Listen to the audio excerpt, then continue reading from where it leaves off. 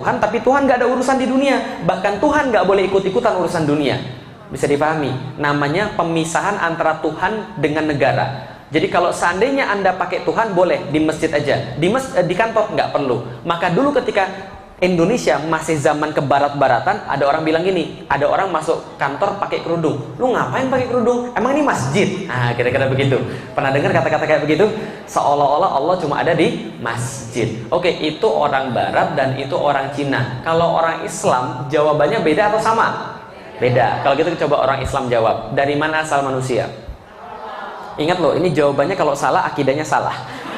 Kalau benar, akidahnya benar. Kalau nggak jawab, nggak punya akidah. Oke, dari mana asal manusia? Tahu dari mana? Dari Al-Quran. Ayat mana yang bilang begitu? Ayo. Al-Baqarah surat berapa? Ayat berapa? 20-an. Bunyinya?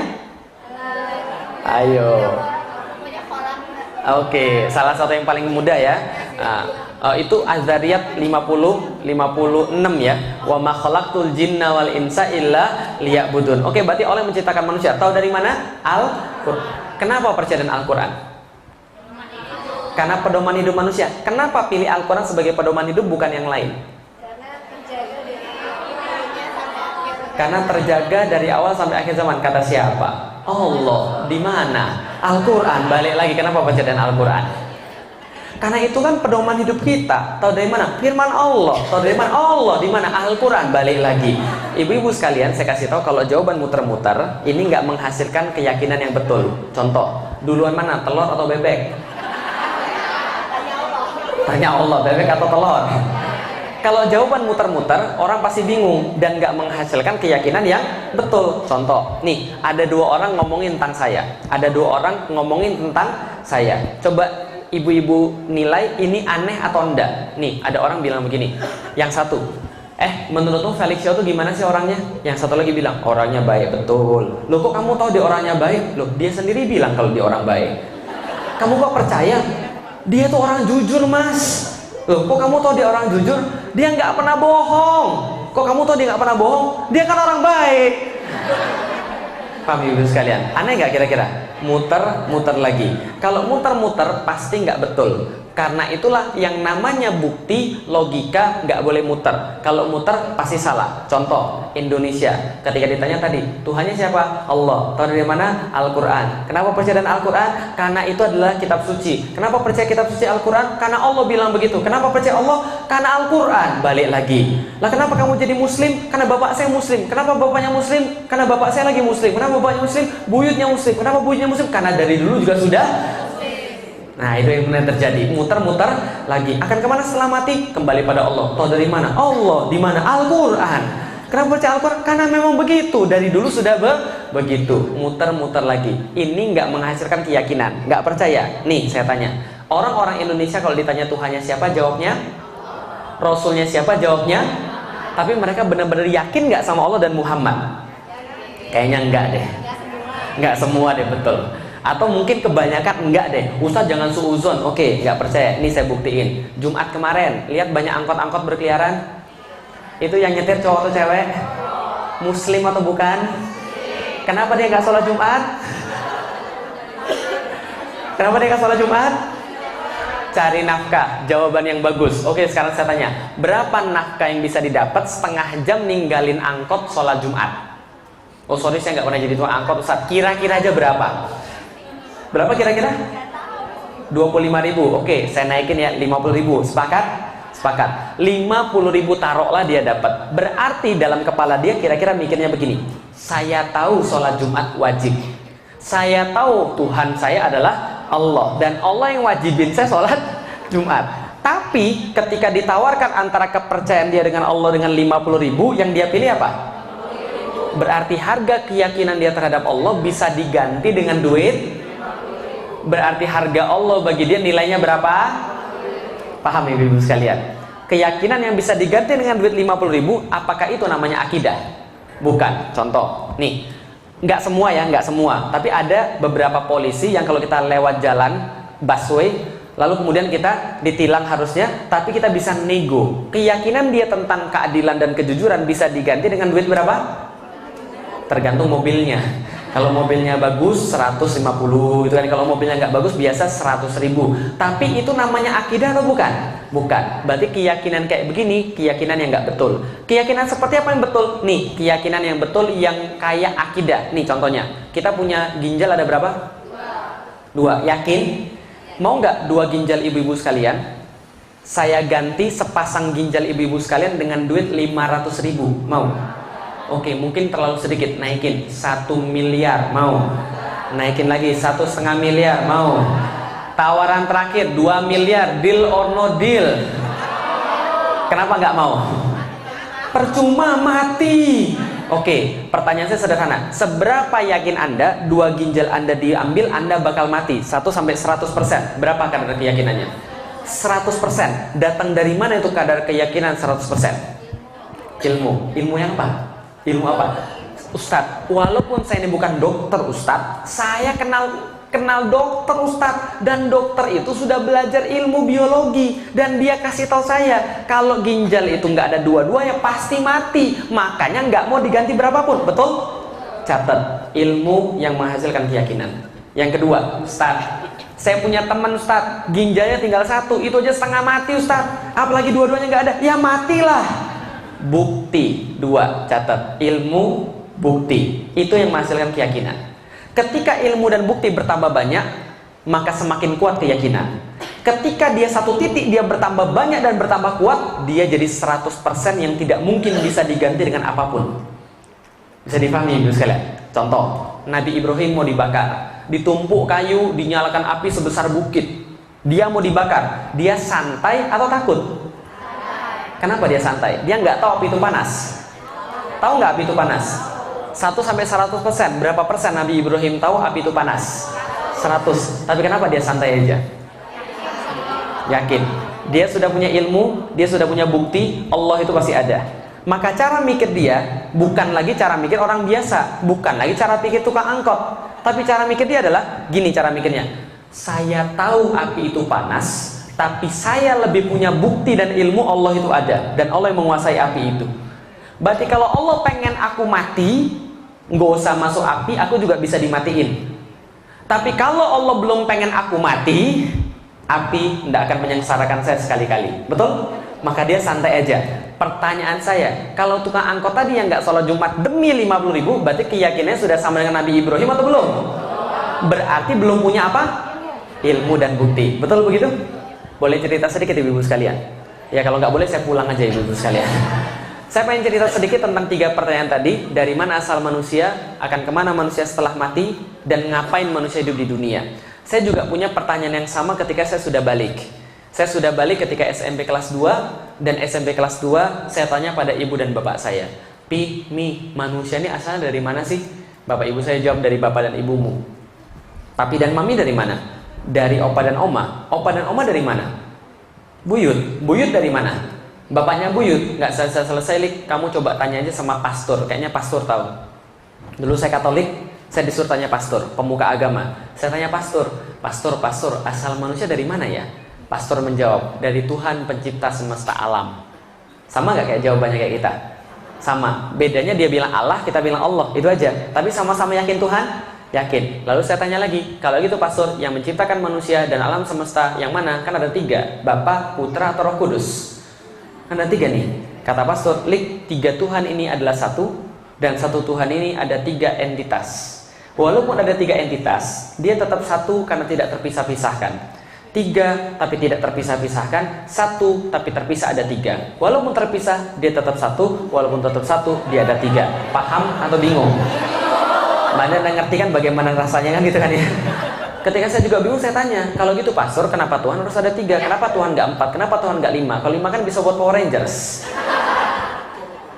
Iya, memang waktu itu saya agak kurang ajar memang. Lah kenapa? Karena saya nggak pernah diajarin agama oleh orang tua saya. Hati-hati. Kalau agama nggak pernah diajarin pada anak, anaknya pasti kurang ajar kayak saya dulu. Nah, ketika saya kemudian nggak pernah diajarin agama, saya agak kurang ajar. Lah kenapa? Karena saya belajar agama dari game. Maka saya terbentuk menjadi orang yang nggak suka dengan agama, mengolok-olok agama. Paham ibu-ibu sekalian? Kenapa Tuhan harus 3, nggak 4? Kenapa nggak 5? Kalau 5 kan bisa buat Power Rangers. Pastornya bilang, Lik, kamu nggak boleh bilang begitu. Lah kenapa? Tuhan itu 3 dalam 1 dan 1 dalam 3. Itulah yang kita yakini dan kamu nggak boleh banyak tanya. Itulah keimanan. Kalau kamu banyak tanya, berarti kamu belum beriman. Kalau gitu beriman itu apa, pastor? Beriman, kata pastornya, kata pastor yang lain adalah sama seperti ketika Anda melihat sulap. Pernah lihat sulap? Ya, ini kosong ya, kosong ya, kosong ya. Tiba-tiba keluar burung, keluar kelinci, udah nggak usah dipikirin, gitu aja memang. Kalau nanti Anda pikirin, nanti Anda malah nggak menarik pertunjukan sulapnya. Iman kayak sulap, kata dia. Banyak yang nggak bisa dilihat mata, banyak yang nggak bisa kemudian kita yakini dengan logika, tapi bisa kita yakini dengan hati. Kata-katanya kayaknya keren, tapi saya tetap aja bingung. Lalu kemudian saya nggak nanya pada hari itu, besoknya lagi saya tanya. Ketika saya baca buku agama, di situ tertulis sebelum Yesus mati di kayu salib, maka dia berkata, Eli Eli lama sabachthani. Tuhan, Tuhan, mengapa engkau meninggalkan aku? Lalu saya tanya, Pastor, Yesus ini kan Tuhan. Iya. Kalau Yesus Tuhan, kenapa dia harus panggil Tuhan yang lain? Ini kayak jeruk makan jeruk ini. Apa kata pastornya? Kalau kamu beriman, kamu nggak banyak tanya. Kalau kamu banyak tanya, berarti kamu belum beriman. Saya katakan sejak saat itu, kalau Tuhan nggak mau saya banyak tanya, harusnya Tuhan nggak usah ciptain saya pakai akal. Karena kalau Tuhan ciptain saya pakai akal, saya pasti banyak tanya. Kalau Tuhan mau saya nggak banyak tanya, saya diciptain nggak usah pakai akal aja. Saya keluar dari agama Katolik. Lah kenapa? Nggak ada gunanya. Beragama nggak beragama sama aja. Apa gunanya kalau cuma di KTP doang tapi kita masih pusing dan kita masih punya tanggung jawab, kita masih punya pertanyaan yang nggak bisa dijawab. Saya keluar dari agama Katolik, saya cari sendiri asal manusia dari mana. SMP kelas 2 saya dapat asal manusia. SMP kelas 3 saya dapat asal manusia. Dari mana? SMP kelas 3 yang diajarin asal manusia dari monyet. Evolusi kan ya? Minimal evolusi mengatakan bahwa manusia dan monyet sama nenek moyangnya, kan gitu kan ya? Minimal begitu. Saya belajar bahwa manusia asalnya dari monyet. Karena saya waktu itu lagi benar-benar mencari jawaban dari mana asal manusia, saya benar-benar belajar biologi. Semakin belajar biologi, semakin ahli belajar biologi, semakin saya merasa aneh manusia asal dari monyet. Lah kenapa? Kalau manusia asalnya dari monyet, seharusnya sekarang tidak ada monyet lagi. Gitu kan ya? Karena monyetnya sudah berubah jadi manusia. Tapi sekarang monyetnya ada, manusianya ada. Berarti manusia bukan berasal dari. Kalau itu dari mana asal manusia? Saya belajar lagi biologi lagi. Ternyata saya dapat asal manusia yang paling awal adalah dari sperma dan ovum. Betul? Pertanyaan saya sederhana. Sperma dibuatnya di mana? Tubuh laki-laki. Pernah dibuat dalam tubuh wanita? Enggak. Ada gunanya bagi laki-laki? Enggak ada. Saya laki-laki, saya tahu persis, nggak ada gunanya sama sekali. Nggak ada tambah kuat, nggak ada tambah pintar, nggak ada tambah cakep, gitu kan ya? Nggak ada gunanya sama sekali. Satu-satu gunanya sperma, menurut konsensus biologi adalah masuk ke tempat ibu-ibu sekalian, membentuk individu baru. Gitu kan ya? Membentuk anak yang baru. Itu satu-satunya gunanya, nggak ada guna yang lain. Pertanyaan saya sederhana. Pernah nggak dalam sejarah perspermaan ada cerita sperma keluar dari tubuh laki-laki, masuk dalam tubuh wanita, lalu balik lagi dalam tubuh laki-laki? Pernah? Nggak. Berarti sperma tidak tahu apapun tentang dunia wanita, betul? Contoh, pernah pergi ke Skandinavia? Dengar aja baru. Kalau kita belum pernah pergi ke Skandinavia, wajar nggak kita nggak tahu jalur-jalur angkot di Skandinavia? Bahkan kita nggak tahu di situ ada angkot atau enggak gitu kan ya. Kalau orang belum pernah ke situ, wajar kecele. Tanya sama siapa tadi yang saya telepon? Ibu siapa? Yang saya telepon tadi untuk jalan pas ke sini? Ibu Rani ya. Ibu Rani saya telepon 2 kali tadi. Saya sudah dapat petunjuknya. Saya sudah dapat petunjuknya di SMS. Tapi ketika baca itu dan ketika ngelihat peta, saya tetap bingung. Lah kenapa? Karena tadi petunjuknya nggak spesifik. Maka saya tanya ketika saya ketemu pom bensin, Ibu ini pom bensinnya di sebelah mana? Sekarang ada mall di sebelah kanan saya. Jadi saya harus muter balik karena ada pom bensin yang belakang mall itu, atau saya harus lurus terus? Ibunya bilang, lurus terus Ustadz, nanti ada ada pos polisi, lalu kemudian di sebelah kanannya ada pom bensin, baru nanti belok kiri, lalu kemudian saya jalan lagi, ternyata ada pom bensin lagi, saya telepon lagi, Ibu pom bensinnya yang apa? Pertamina atau selain Pertamina? Gitu kan ya? Oh enggak, bukan yang itu, lurus lagi yang Pertamina. Saya baru tahu, gitu kan ya? Ternyata saya, kok lama banget nih, macet lagi. Oh ternyata begitu. Oh setelah saya tahu, nah wajar. Saya nyari-nyari di sini, depan lapangan bola. Kalau saya banyak tanya, kalau saya kecelik ketika pertama kali kesini, wajar nggak? Karena saya nggak pernah kesini. Tapi sperma, balik lagi ke sperma, dia nggak pernah pergi ke tempat wanita, tapi dia tahu persis keadaan wanita kayak apa. Aneh nggak? Nih saya kasih tahu, cewek punya racun yang namanya racun asam. Racun asam ini terletak di gerbangnya wanita dan bisa bunuh barang-barang penyakit dalam waktu 2 detik. Bakteri, virus, habis dalam waktu 2 detik. Sperma masuk dalam perempuan, nggak siap-siap apa-apa, mati dalam waktu 2 detik. Dan sekali keluar sperma berapa banyak? Jutaan lebih. 500 juta rata-rata.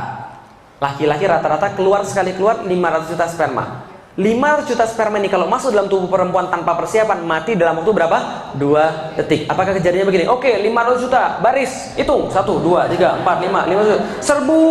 Pasukan pertama mati, kedua mati, ketiga mati, keempat mati, kelima mati. 500 juta, mati dalam waktu berapa lama tadi? 2 detik. Yang paling belakang mundur. Ogah, ini pembunuhan terbesar sepanjang sejarah.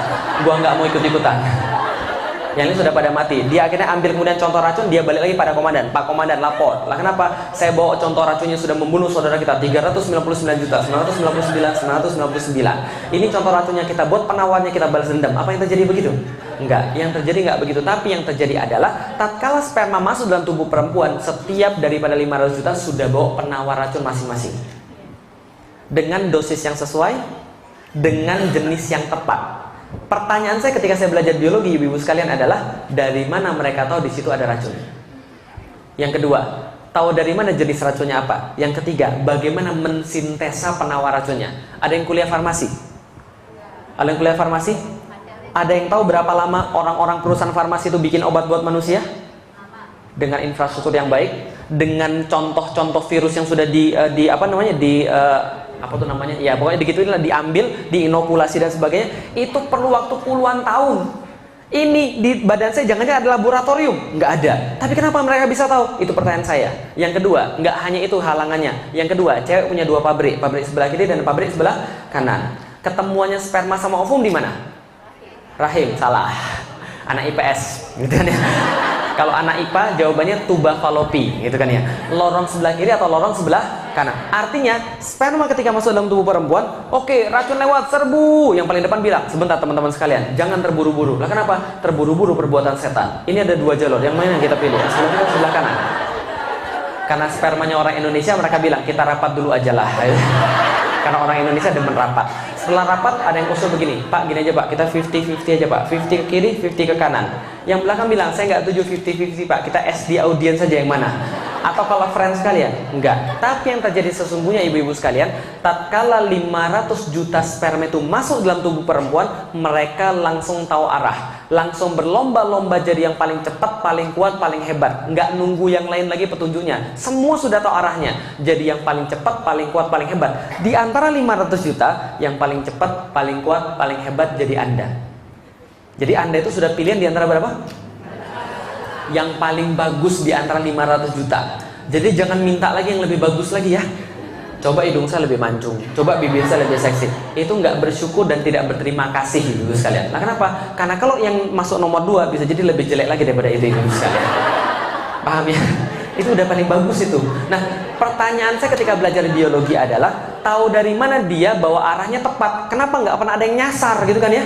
Ternyata setelah dilihat di biologi, ternyata anehnya adalah sperma itu mengambil sinyal yang dikeluarkan ovum. Sudah SMS-an. Ngeri nggak coba?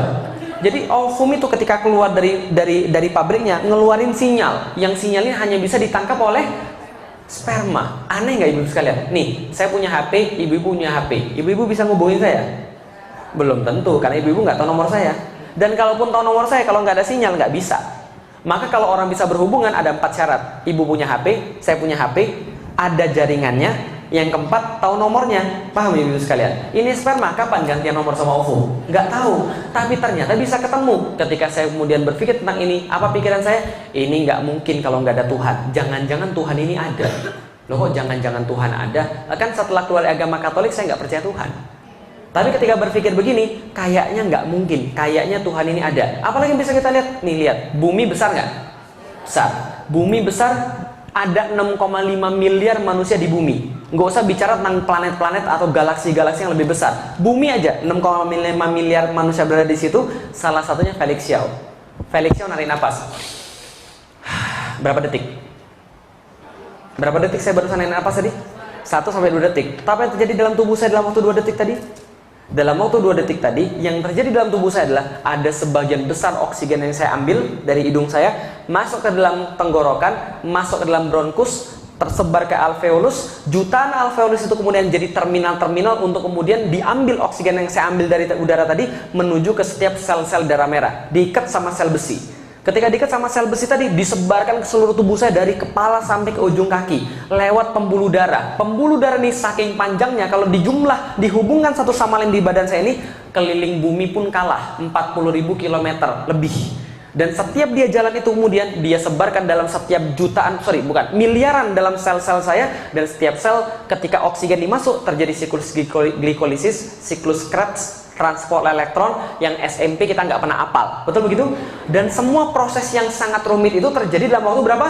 2 detik. Itu baru proses pernafasan, belum sekresi, ekskresi, sistem saraf, kelenjar getah bening dan sebagainya. Dan di saat yang sama 6,5 miliar manusia melakukan hal yang sama. Di saat yang sama bumi nggak kalah rumit prosesnya. Arus laut, siklus cuaca, siklus air, siklus udara, segala macam yang sampai hari kiamat nggak akan bisa selesai dipelajari, Ibu sekalian. Semua itu terjadi dalam detik yang sama. Bumi berotasi pada porosnya, bawa bulan berotasi pada dia, sekaligus kemudian berevolusi. Di saat yang sama dia mutar pada matahari. Di saat yang sama matahari bawa 7 biji planet-planet yang kayak begitu yang lain. Di saat yang sama bulan, bumi, matahari berputar pada sesuatu yang lain dengan orbit yang nggak pernah bergeser selama jutaan tahun, walaupun barang 1 senti pun, dan semuanya nggak pernah tabrakan.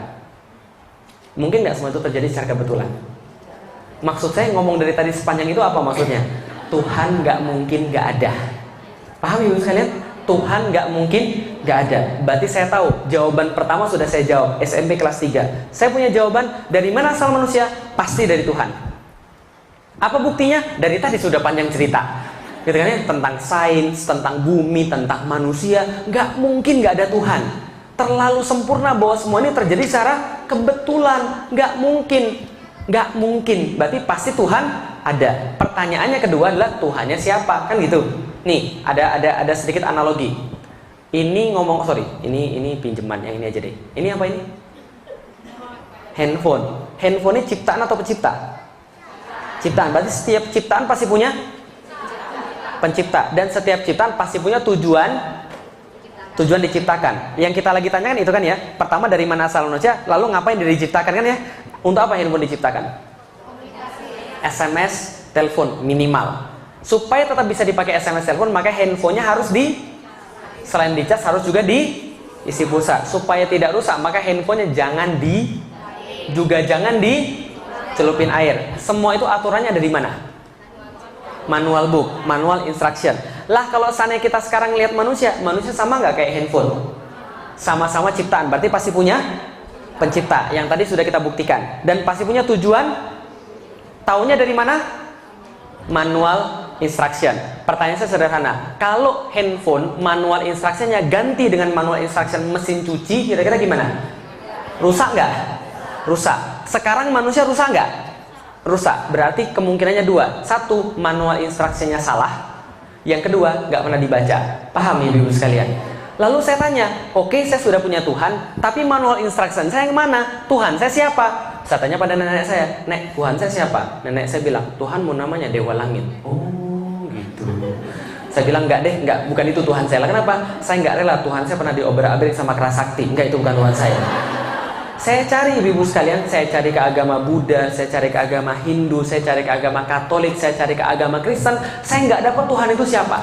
Lah kenapa? Karena nggak memuaskan akal. Yang tadi saya cerita, saya keluar dari agama Katolik karena nggak muasin akal. Hindu sama, Buddha sama, Katolik sama, Kristen sama. Yang saya belum cari cuma Islam. Akhirnya saya memberanikan diri cari ke Islam SMP kelas 3. Yang saya dapetin apa? Pulang dari sekolah, tiba-tiba saya dikeroyok 7 orang, digebukin, gak sempat balas. Karena saya cuma sendirian, yang gebukin saya 7 orang. Setelah saya digebukin, saya nanya, minimal kasih tahu saya alasan kenapa saya digebukin. Orangnya jawab, karena matamu sipit. Gitu kan ya. Oh, berarti ini yang diajarin sama orang muslim ini. Orang Islam suka nyakitin orang lain, gitu kan ya, suka mukulin orang lain, tidak adil, jahat dan sebagainya. Itu pandangan saya. Sehingga pandangan saya SMP kelas 3, saya percaya ada Tuhan, tapi saya nggak percaya sama agama. Udah naik kelas ya. Tadi kan nggak percaya Tuhan. Sekarang sudah naik kelas, percaya Tuhan tapi nggak percaya agama, karena kelakuan pemeluk-pemeluknya. Bisa dipahami ibu sekalian. Setelah saya masuk kuliah, teman saya nanya, "Lik, kamu masih mau nyari Tuhan itu siapa? Agama yang benar apa?" Saya bilang, "Iya, ikut sama saya, ketemu sama ustadz saya." Saya bilang enggak deh, makasih. Lah kenapa? Ustadz kan gitu-gitu aja, ngomongnya surga, neraka, pahala, siksa, kan itu aja. Dia bilang enggak, ini orang Ustadz saya beda, orangnya masih muda tapi omongannya penuh hikmah. Namanya Ustadz Fatih Karim. Sudah pernah ketemu? Udah pernah kesini ya? Nah nanti aja kesini lagi. Itu Ustadz saya mengislamkan saya. Nah ketemu Ustadz Fatih Karim, pertama kali ketemu saya bilang ini kayak bukan Ustadz. Lah kenapa? Dalam kepala saya Ustadz tuh pakai peci, pakai sorban, pakai gamis, pakai jubah, harus sudah tua, jenggotan, lalu ngomongnya harus ngeri. Assalamualaikum warahmatullahi wabarakatuh. Jadi kalau misalnya Anda tidak bisa tidur, datang aja sholat Jumat tidur Anda gitu kan ya. Nah itu sholat Jumat saya ngeliat itu semua cowok tidur semua gitu kan ya. Kadang-kadang termasuk saya juga gitu. Lah kenapa? Karena tadi khotibnya ceritanya baca kertas, nggak membangkitkan. Ketika Rasulullah kemudian, ya ini agak sedikit melenceng ya, Rasulullah ketika khutbah Jumat itu diceritakan matanya sampai kemudian urutnya keluar dan kemudian mukanya merah. Karena kenapa? Membicarakan sesuatu yang semangat gitu loh. Makanya orang nggak tidur. Tapi kalau kemudian bicaranya ya tidur. Tapi yang saya temukan nggak begitu. Ustadznya masih muda, pecinya sederhana, baju kokonya sederhana. Tapi anehnya adalah yang dia omongkan tentang Islam itu sangat berkaitan dengan dunia. Bahkan dia paham dunia sama seperti dia paham akhirat. Saya tertarik pembicaraan ini karena sebelumnya saya nggak pernah mendengar yang kayak begini. Saya tertarik, saya bilang, Kang, kita lanjut pembicaraannya. Dia bilang, boleh. Datang ke rumah saya, datang ke kos-kosan saya minggu depan. Kamu bawa Alkitab, saya bawa Al-Quran. Kita diskusi tentang siapa Tuhan langsung dari buku petunjuk yang sebenarnya. Saya bilang, saya nggak usah bawa Alkitab ya. Lah kenapa? Saya nggak percaya lagi dengan Alkitab. Kita bahas tentang Al-Quran. Minggu depan kita bahas tentang Al-Quran. Ayat yang pertama kali dibacakan kepada saya adalah Dzalikal kitabu la raiba fi hudal lil muttaqin. Surat ayat kedua. Surat pertama apa? Al-Fatihah. Al-Fatihah berarti seperti cover buku. Lalu kemudian surat kedua Al-Baqarah, kata pengantar. Ayat pertama Al-Baqarah, alif. Ayat kedua, dzalikal kitabu la raiba fi hudal lil muttaqin. Berarti kata pengantarnya begitu. Pas baca kata pengantar, baru-baru saya bilang apa? Sombong betul kitab ini. Lah kenapa? Baru di awal-awal sudah mengatakan bahwa dia tidak ada kesalahan, sempurna. Emang yang buat siapa? Lalu kemudian saya protes, Kang, kalau begitu ini kitab salah. Lah kenapa? Belum apa-apa dia bilang bahwa kitab ini sempurna, tidak ada keraguan di dalamnya. Sedangkan menurut saya manusia nggak mungkin sempurna. Karena manusia nggak sempurna, maka buatan manusia juga nggak sempurna. Karena pikir saya yang buat Al-Quran adalah manusia, padahal bukan. Wajar nggak saya mikir begitu? Ya karena yang buat Weda siapa? Manusia. Tripitaka? Manusia. Yang buat Alkitab? Manusia. Wajar nggak saya mikir begitu? Wajar. Tapi ustadznya bilang enggak, ini nggak sama kayak yang lain. Ini yang buat bukan manusia, langsung dari Tuhan pencipta semesta alam. Saya bilang begini, serius, masa Tuhan nulis lalu kasih pada manusia? Nggak mungkin banget. Dia bilang nggak begitu, tapi kita punya buktinya. Saya bilang silakan sampaikan buktinya. Disampaikan kepada saya dari surat yang sama, ayat yang berbeda. Surat Al-Baqarah 23. Wa in kuntum fi raibim mimma nazzalna ala abdina fa'tu bi suratin mimmithlih.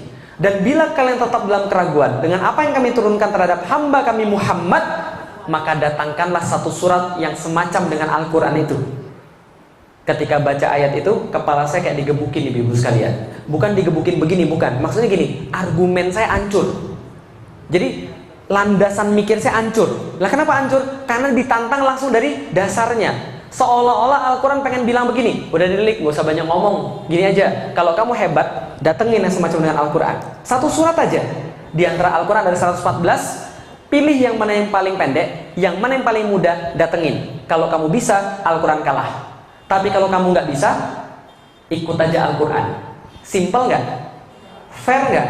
Seperti saya bilang ini, ibu-ibu yang di sini yang merasa hebat, ayo kita berantem 1 lawan 1. Kalau ibu-ibu kalah, jadi anak buah saya. Kalau saya kalah, jadi anak buah ibu-ibu sekalian. Adil nggak? Adil. Cuma Al-Quran tidak adil. Al-Quran katakan, wad'u syuhada'akum min dunillah in kuntum shodiqin. Kalau anda nggak berani sendirian, maju semuanya sekalian. Coba ditantangin seluruh manusia. Seluruh manusia ditantangin Al-Quran, suruh buat satu surat yang semacam dengan Al-Quran, walaupun yang paling pendek. Sampai sekarang bisa atau enggak? Ketika saya baca itu, saya kaget loh. Saya bilang sama ustadznya, ini benar nggak ada yang bisa mendatangkan yang semacamnya? Ustadznya bilang, silakan cari aja. Saya mikir begini, ini surat turun 1400 tahun yang lalu. Kalau ada orang yang bisa, tentu dari dulu sudah dilakukan. Ternyata setelah saya cari, betul nggak ada. Akhirnya apa yang saya pikir? Ini segel ini. Paham ibu sekalian? Ini segel dari pabrik ini. Maka saya bilang, Tuhan saya namanya Allah, Rasul saya namanya Muhammad, dan agama saya Islam. Lah kenapa? Karena saya punya bukti sekarang yang nggak saya dapat ketika di agama-agama yang lain. Saya punya bukti, maka saya masuk Islam. Bisa dipahami ibu sekalian? Nah, ini penting betul. Lah kenapa? Al-Quran itu segel. Nih, coba kita lihat ibu-ibu sekalian. Kalau kita lagi jalan di jalan, ada polisi berhenti nggak? Kenapa berhenti? Karena polisi. Tahu dari mana kalau dia polisi? Seragam. Selain seragam apa lagi? Buktinya apa lagi?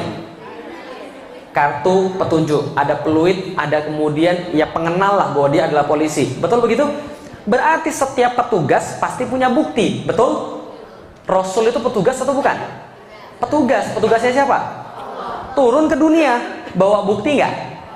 Kalau dia dari Allah, apa buktinya? Bukan. Setiap nabi-nabi buktinya apa namanya?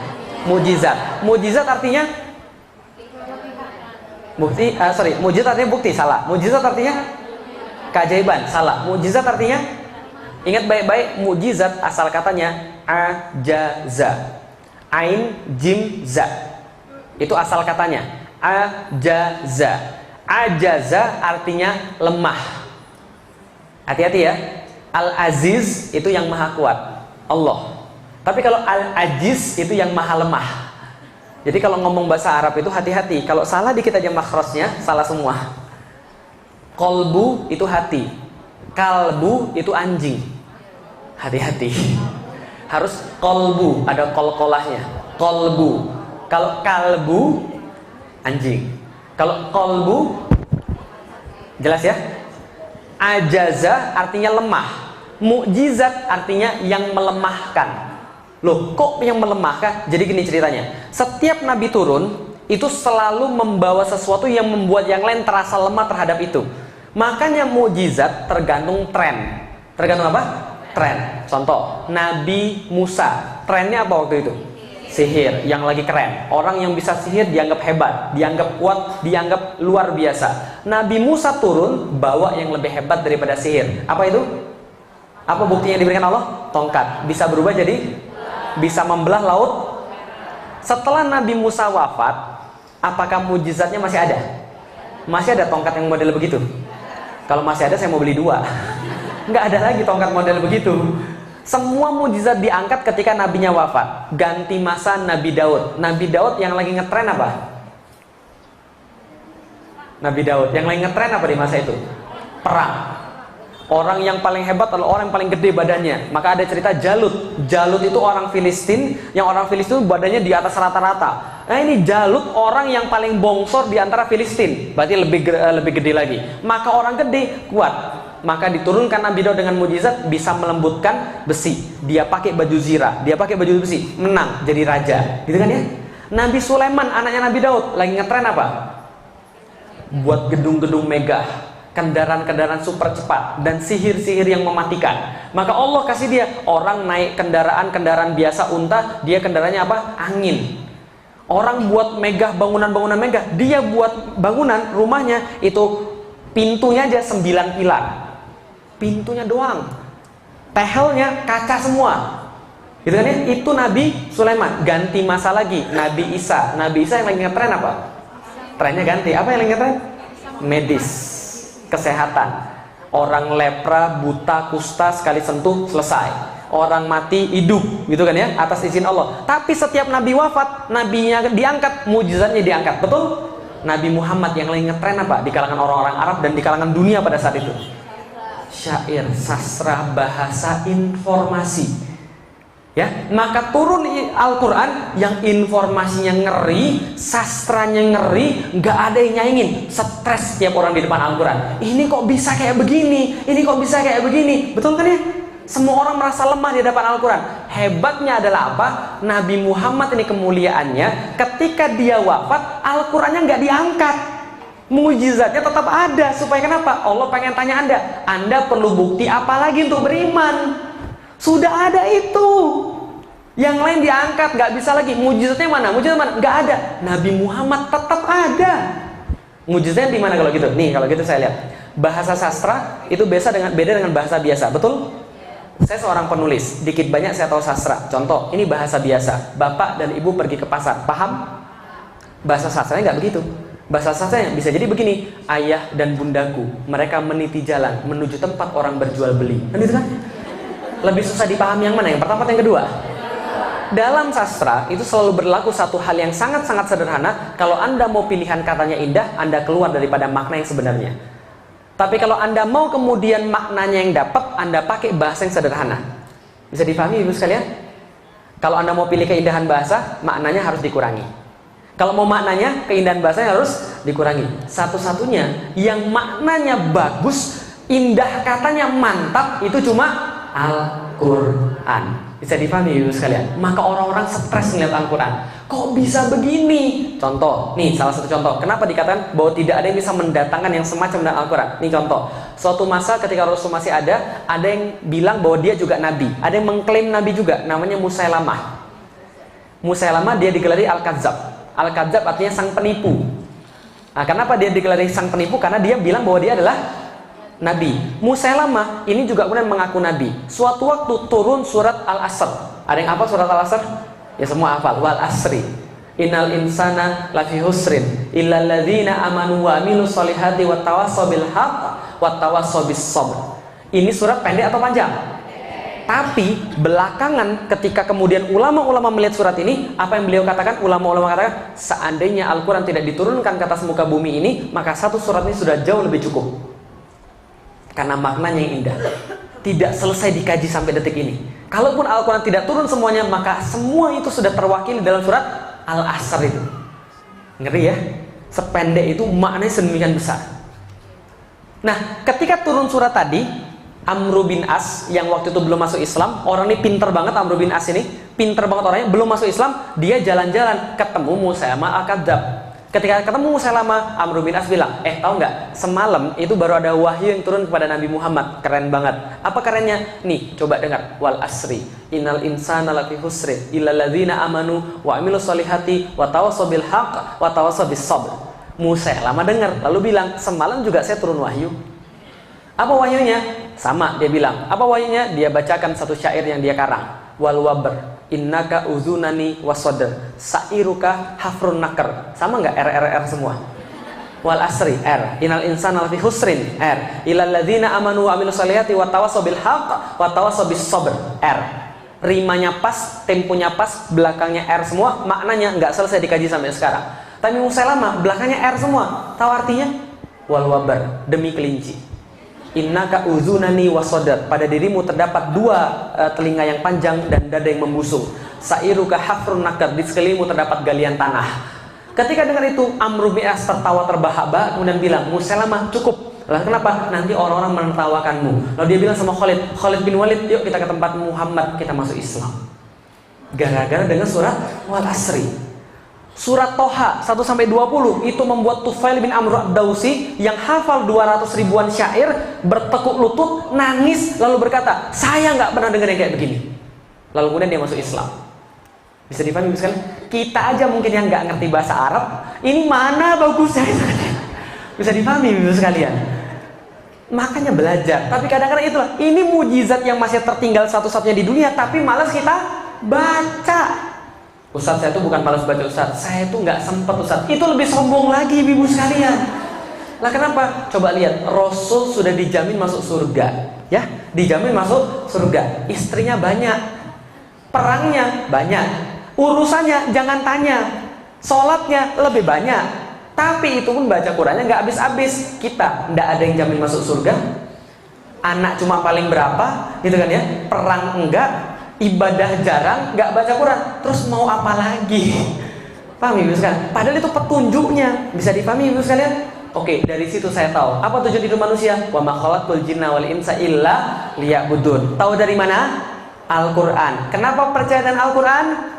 Karena tidak ada yang bisa mendatangkan yang semacamnya. Bukti, ilmu dapat 100%. Mau dibakar pun rela. Lah kenapa? Karena ini adalah buktinya. Bisa dipahami ibu sekalian? Mau mati pun rela, karena sudah dapat buktinya. Akan kemana setelah mati? kembali kepada Allah. Kata siapa? Al-Quran. Ayat mana yang bilang begitu? Innalillahi wa inna ilaihi roji'un. Pasti saya kembali pada Allah. Kenapa percaya dengan Al-Quran? Tidak ada yang bisa mendatangkan yang semacamnya. Bukti. Makanya saya tetap objektif.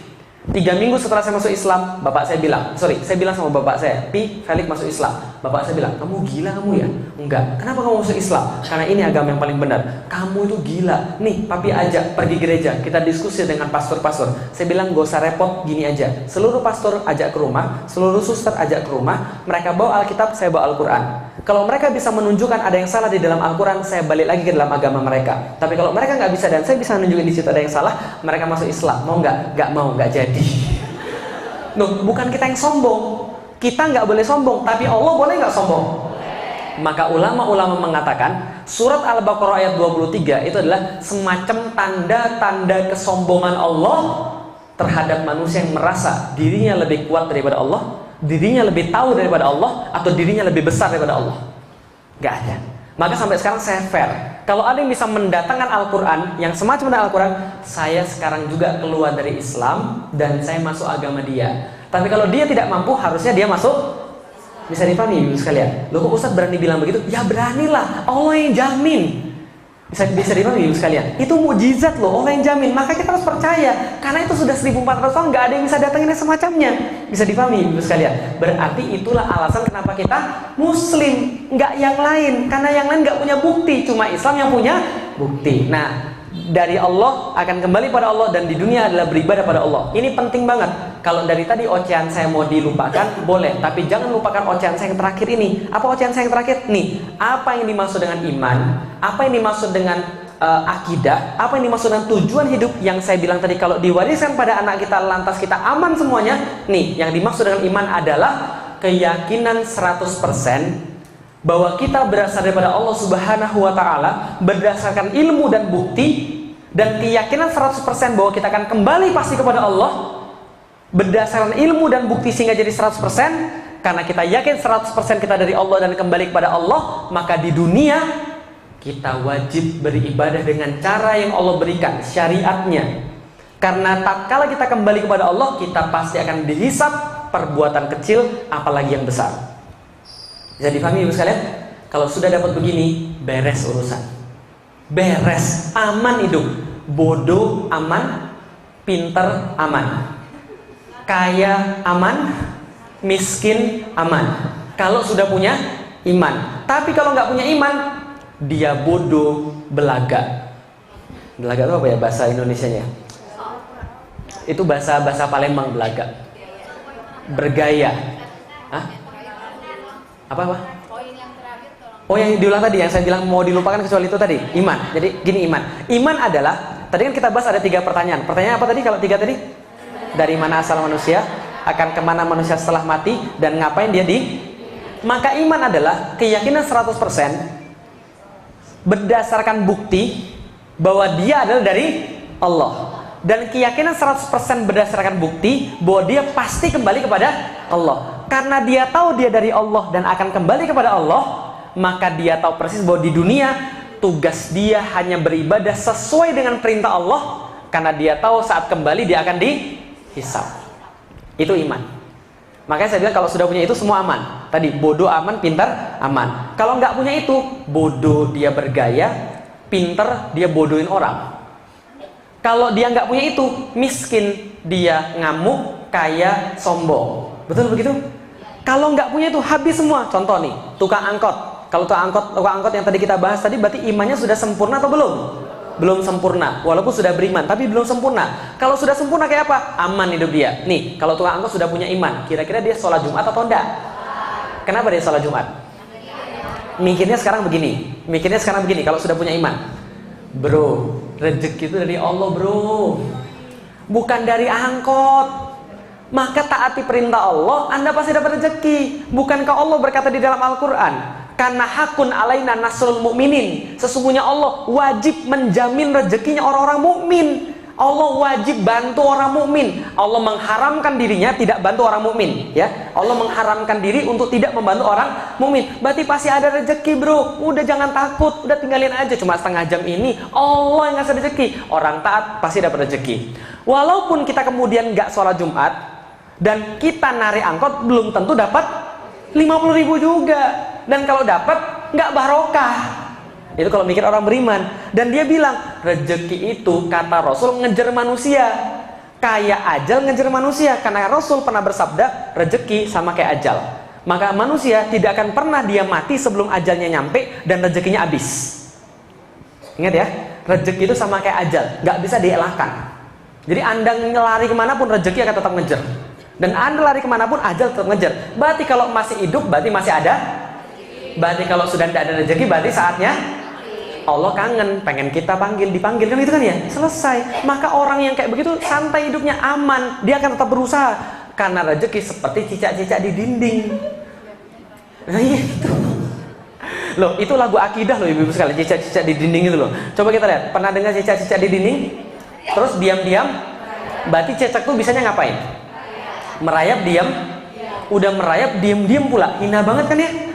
Seandainya ada makhluk Allah yang berhak protes tentang rezeki, cicak sudah protes duluan. Lah kenapa? Dia protes sama Allah. Ya Allah, ini tidak adil ya Allah. Lah kenapa? Engkau salah desain ya Allah. Ini tidak adil. Lah kenapa? Makananku terbang semua. Ya kan ya?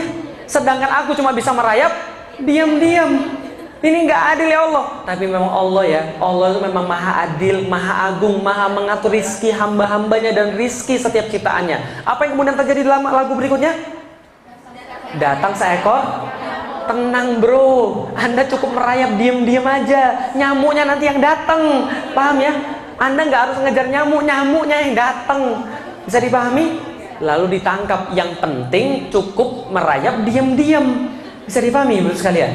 Nggak usah ngapa-ngapain, merayap jadi rezekinya datang. Nggak percaya? Rezeki ngejar kita, bukan kita ngejar rezeki. Tadi pagi makan apa? Nasi uduk, nasi goreng. Oke. Itu nasinya ditanam di mana? Padinya ditanam di mana? Sawahnya di mana? Jawa Tengah, Jawa Timur. Bisa? Di sini juga ada. Oh tapi dikit banget. Justru Indonesia sekarang sudah impor banyak dari Vietnam sama Thailand. Bisa jadi yang Anda makan itu justru beras yang dari luar negeri. Itu jalan ke sini berapa lama? Naik kapal. Dipanen, disiangin, naik kapal 3 mingguan baru sampai ke Indonesia. Lalu kemudian baru sampai ke Karamat, jadi dipul. Setelah dipul kemudian dikarungin lagi. Setelah dikarungin dibeli di pasar-pasar, kemudian pasar-pasar kecamatan. Lalu masuk pasar-pasar kelurahan, baru Anda beli di pasar kelurahan. Betul gitu? Itu baru berasnya doang. Yang bikin asin, garam. Garam dibuatnya di mana? Itu Bangkalan sono, Madura. Itu dari laut mana? Dia ngapung-ngapung tuh, awalnya tuh butiran-butiran garam tuh ngapung semua di selautan-lautan di atas kemudian laut Madura itu. Kemudian ditangkap sama petani, masuk ke dalam tempat, disiangin panas, baru kemudian jadi butiran-butiran gandum. Kemudian dibersihin, dibawa ke pabrik, dikasih kemudian zat-zat yang ini, dibungkus, masuk ke supermarket, baru Anda beli. Pertanyaan saya, itu kan dari jauh-jauh semua kan ya, belum ayam. Nah, belum kemudian tempenya, kedelainya dari Amerika gitu kan ya. Lalu kemudian semuanya itu kemudian dari kita cuma tinggal bangun tidur, pergi ke meja makan. Pertanyaan saya sederhana, rezeki yang datengin Anda atau Anda yang datengin rezeki? Selama ini kita GR-an, mau kemana? Cari rezeki. Bukan, rezeki yang nyari Anda. Pahami dulu sekalian. Kalau gitu kita nggak usah kerja aja. Kalau itu nggak usah kerja aja. Beda urusan. Kerja itu kewajiban laki-laki. Maka Allah menjamin rezeki manusia. Dia pasti dapat sebelum dia mati. Tapi kalau dia nggak kerja, dosa. Bisa dipahami ibu sekalian. Jadi kerja dan kadar kepantasan dari Allah. Kalau kepantasan cicak diam-diam merayap, manusia jangan merayap diam-diam. Ya pakai ininya, pakai badannya untuk kerja. Kalau kerja pasti dapat. Jelas ya? Enak nggak hidup orang punya iman? Nikah nggak punya duit, asik. Nikah punya duit, lebih asik. Gitu kan, nggak ada masalah kalau orang punya iman. Kalau orang punya iman, nggak akan dia nelantarin istrinya. Gosok WC pun dia akan ladenin demi kasih istrinya makanan yang halal. Kalau sudah karena ini tanggung jawab dia pada Allah. Karena Rasul bilang, wahai laki-laki, berlaku baik pada wanita. Lah kenapa? Anda telah menghalalkan kemaluan dia dengan nama Allah. Jangan main-main. Harus kemudian kasih yang benar berdasarkan syariat Allah. Nggak akan laki-laki macam-macam. Kalau sudah beriman. Bisa dipahami ibu sekalian. Beriman nih, mohon maaf Mbak, kami sudah mewawancara Mbak dan kami tahu Mbak sangat bagus sekali dan kami sudah memutuskan gaji Mbak 35 juta per bulan. Dan Mbak setiap bulannya akan mendapatkan jatah rumah, jatah telekomunikasi dan jatah transportasi. Dan Mbak akan disekolahkan pergi ke luar negeri setiap 6 bulan sekali, pergi ke Spanyol dan Amerika serta UK. Tapi mohon maaf, kita nggak bisa mentolerir Mbak punya simbol-simbol keislaman. Berarti boleh dibuka kerudungnya. Apa yang dia bilang? Terima kasih Pak, tawarannya sangat menggiurkan. Saya perlu pekerjaan ini dan saya perlu uangnya, tapi mohon maaf, untuk urusan akhirat Bapak nggak bisa tawar-menawar. Kenapa? Gaji yang Bapak berikan tidak bisa beli surganya Allah. Terima kasih Pak, saya buat perusahaan yang baru aja. Ini kalau orang beriman loh, hidupnya nggak susah. Apa yang susah kalau orang punya iman? Nggak ada yang susah.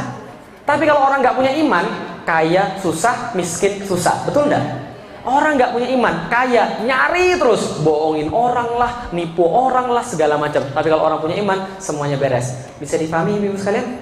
Ini ilmu yang paling bagus untuk anak-anak kita tentang iman. Kalau mereka sudah dapat iman melalui berpikir tadi, punya bukti dan punya ilmu, insya Allah kita tinggal pun mereka akan tetap beribadah pada Allah Subhanahu Wa Taala.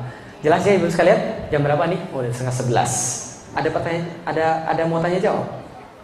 Oke, kalau ada mau satu atau dua boleh. Satu lagi? Oh ya boleh. Silakan satu dulu deh.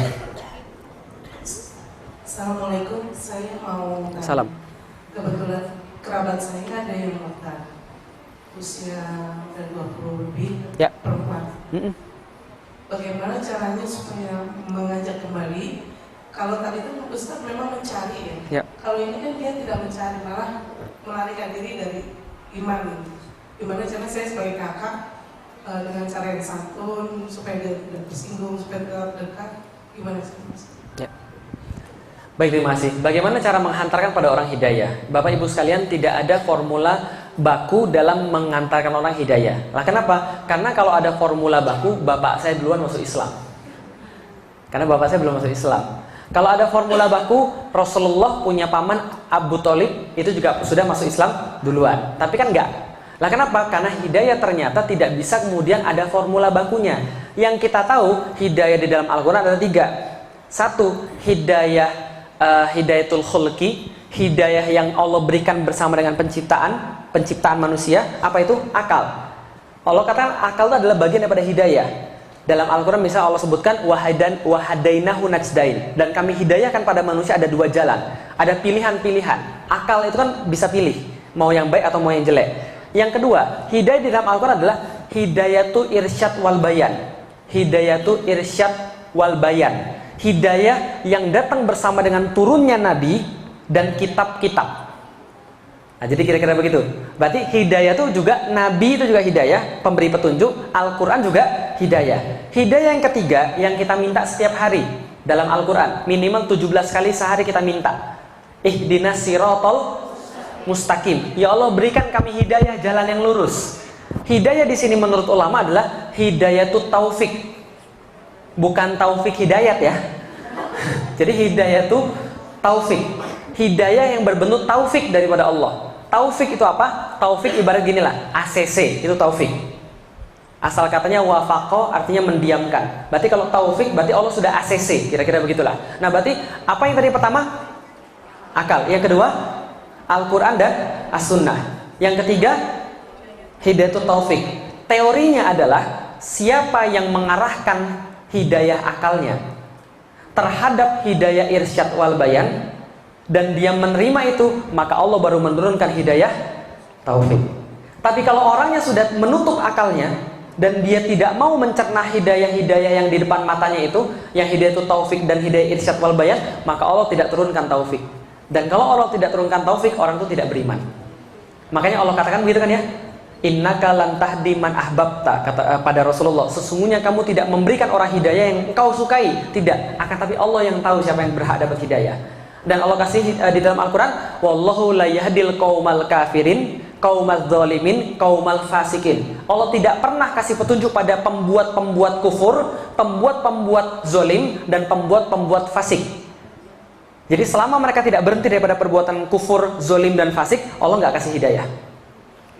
Tapi kalau mereka berhenti, Allah kasih hidayah. Bisa difahami? Contoh nih, kalau kasusnya kayak tadi, gimana kalau ada orang yang murtad, keluar daripada Islam? Orang yang keluar daripada Islam itu pasti gara-gara dia nggak mikir, percaya atau nggak percaya? Yakin deh. Tanya semua orang-orang yang keluar daripada Islam, alasannya apa? Nggak pernah karena mikir.